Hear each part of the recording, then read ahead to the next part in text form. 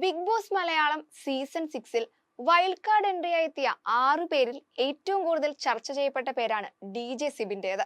വന്ന ദിവസം മുതൽ ഇതുവരെയും പ്രേക്ഷകരുടെ പ്രതീക്ഷയ്ക്കൊത്ത് മൈൻഡ് ഗെയിം കളിച്ചും വലിച്ചു കീറേണ്ട മുഖംമൂടികൾ വലിച്ചു കീറുകയും എന്റർടൈനിങ് ചെയ്തും സിബിൻ നല്ല രീതിയിലാണ് മുൻപോട്ട് പോകുന്നത്.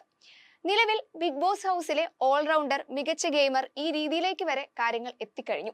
എന്നാൽ ഇപ്പോൾ ഒരൊറ്റ സംഭവം കാരണം സിബിന് വിമർശനം നേരിടേണ്ടി വന്നിരിക്കുകയാണ്. കഴിഞ്ഞ ദിവസം വീക്കെൻഡ് എപ്പിസോഡിനിടയിൽ സിബിന്റെ ഒരു ഡെമോ കാണിക്കലാണ് സംഭവങ്ങളുടെ തുടക്കം. വിഷു സ്പെഷ്യൽ വീക്കെൻഡ് എപ്പിസോഡിൽ ഗബ്രി ജാസ്മിൻ കോംബോയെ കുറിച്ചുള്ള അഭിപ്രായം ലാലേട്ടൻ ചോദിച്ചപ്പോൾ സിബിൻ തന്റെ അഭിപ്രായം പറഞ്ഞിരുന്നു.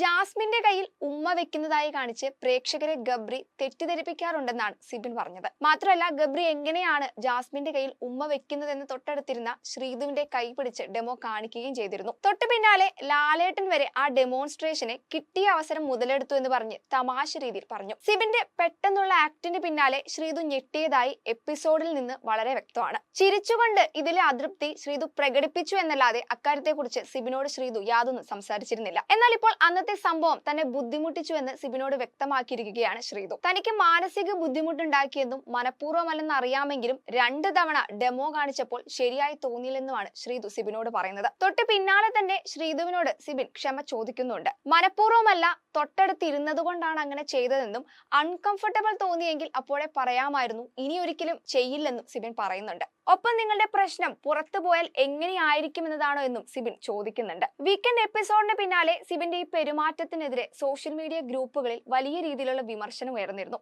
ശ്രീധുവിനോട് ഇത്തരത്തിൽ ചെയ്യാൻ പാടില്ലായിരുന്നുവെന്നും അതുപോലെ സിബിന്റെ പെരുമാറ്റം മോശമായി പോയെന്നൊക്കെയായിരുന്നു വിലയിരുത്തലുകൾ ഉണ്ടായിരുന്നത്. ഇപ്പോൾ ശ്രീധു ഇക്കാര്യം ഓപ്പണായി പറഞ്ഞതോടെ ഒരേ സമയം വിമർശനവും പിന്തുണയും സിബിന് ലഭിക്കുന്നുണ്ട്. അതിന് 2 കാരണങ്ങളാണുള്ളത്. ഒന്നാമതായി, സിബിൻ ശ്രീധുവിനോട് ചോദിച്ച ഒരു ചോദ്യമാണ് പുറത്തുള്ളവർ ഈ സംഭവത്തെ എങ്ങനെ വിലയിരുത്തുമെന്നത്. ഓൾറെഡി ജാസ്മിൻ ഗബ്രി റിലേഷൻ പബ്ലിക്കിനിടയിൽ പല തെറ്റിദ്ധാരണകൾക്കും വിമർശനങ്ങൾക്കും വഴിയൊരുക്കിയിട്ടുണ്ട്.